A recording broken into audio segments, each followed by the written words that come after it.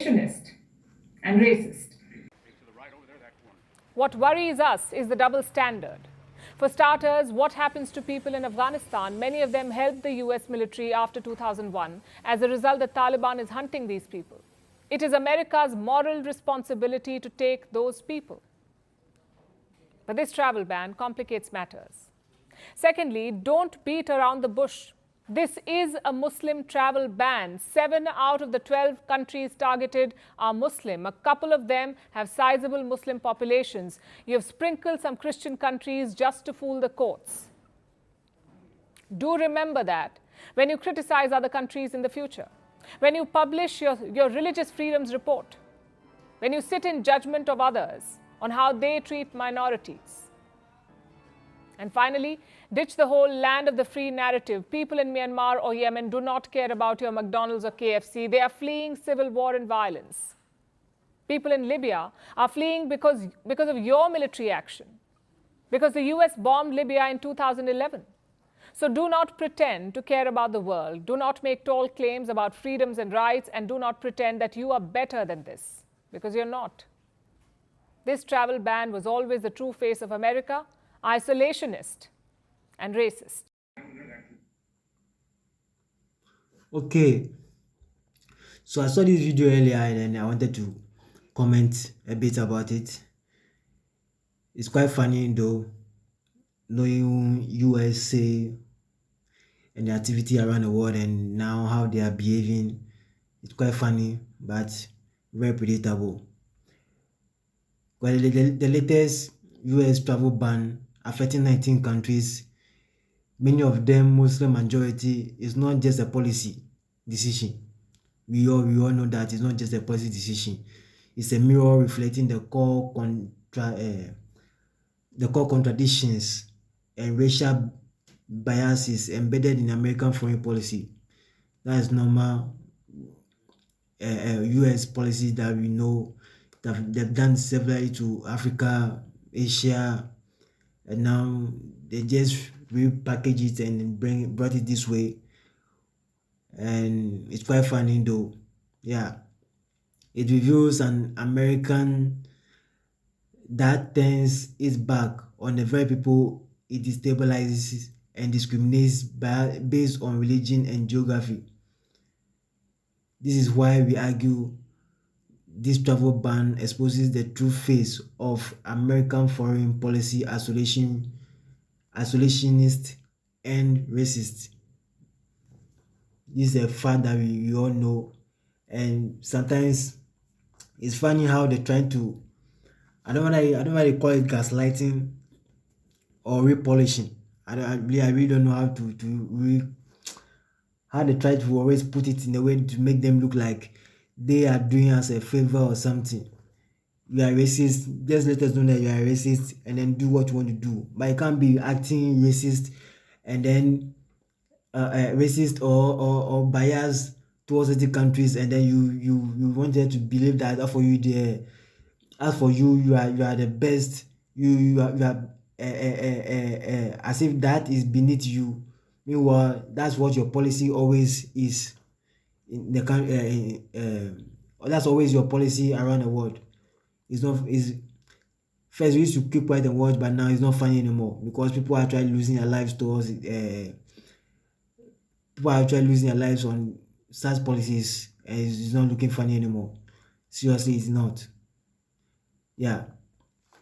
So for what the lady said, what I've seen or learned or have some few points on this, and it's clear that this policy that was introduced recently to bring down or probably ban 19 countries from entering their country was purely a target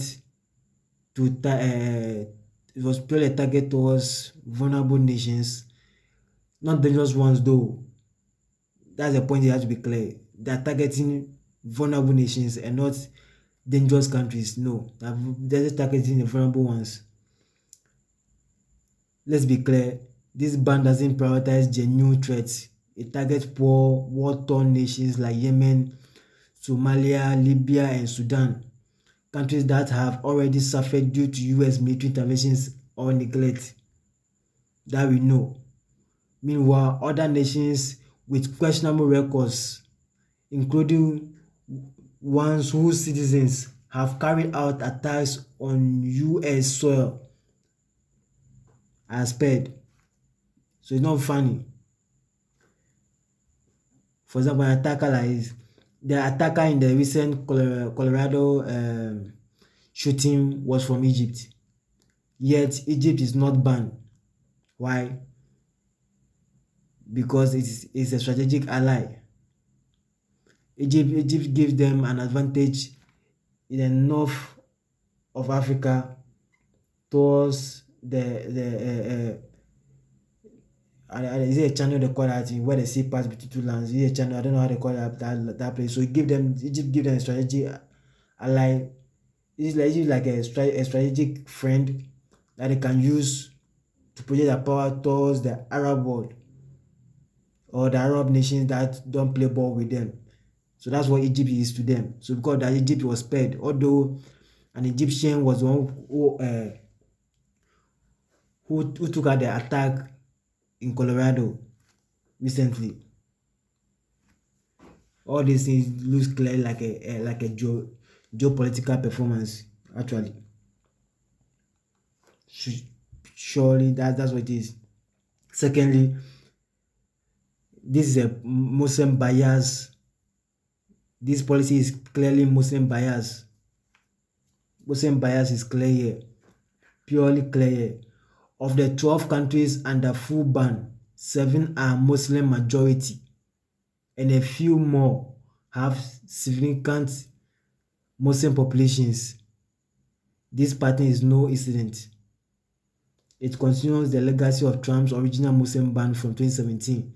Then the court rejected it for being discriminatory. This time, the administration has added a few non-Muslim nations as cover, but the core intent is the same, to target Muslim nations.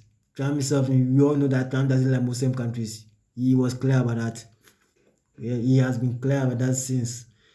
Although he always tried to ban Muslim countries or target Muslim countries, and then the courts will try to prevent him from doing it. Then he will wiggle his way out of it. He will try to find a way to wiggle his way out of it and still ban them. And see, the court will still say what you're doing is wrong. So this time around, he decided to choose a few Christian countries. If those Christian countries are the ones with Muslim majorities in it. So the country is known on paper as Christian country, but if you enter, it should be like 30% are Muslim, 40% Muslim. That's the population could be 40% Muslim, 50% Muslims, or 47% Muslims, or 20, like a significant amount of the population in that country are Muslims. Then he added to them to make it look like he's targeting a group of countries, but the entire intent or the entire goal was to target Muslim countries. And this is what he's doing. He's not fooling anybody. He's not fooling anybody. Third point will be America caused many of these crises. Yeah, we know America is the reason why most of these countries are in the position that they are right now. America is the reason why most of these countries are suffering, or the people are running from those countries. All could be traced to the US and its military power. Let's talk about Libya, Iraq, Afghanistan, countries that are now sources of refugees.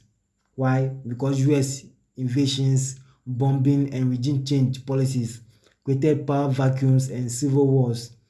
Now, when people flee the chaos America helped unleash, the US slams the door in their faces.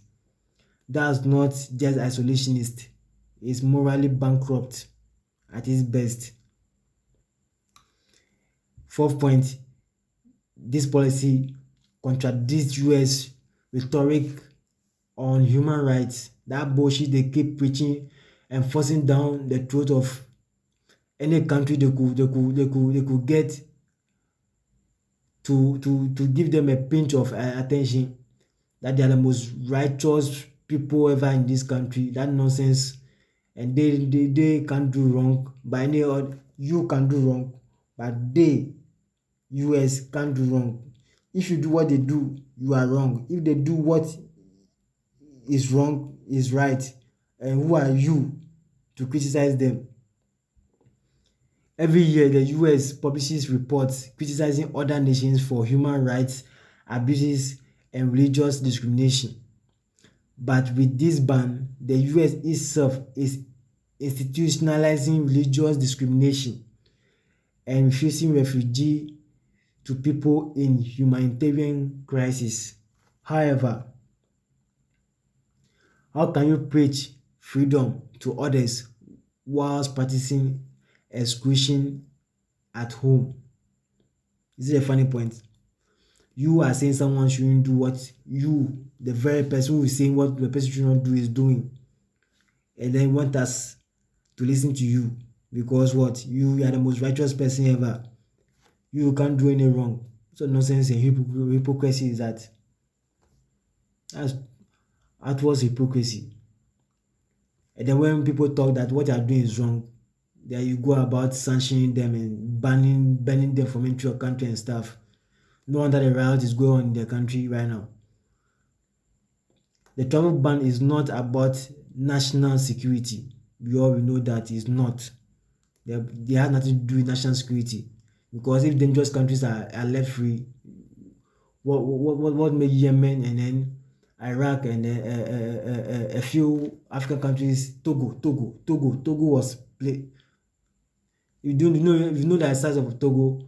You wonder why Togo was banned from entering USC. It doesn't make any sense. It's about fear, political signaling, and racialized exclusion. That's what it is. It continues a pattern of American foreign policy that creates chaos abroad, then refuses responsibility for the human fallout. It discriminates not on behavior but on belief and background. That is why we affirm the motion. Yes, this travel ban exposes the true face of American foreign policy: isolationist and racist. Period.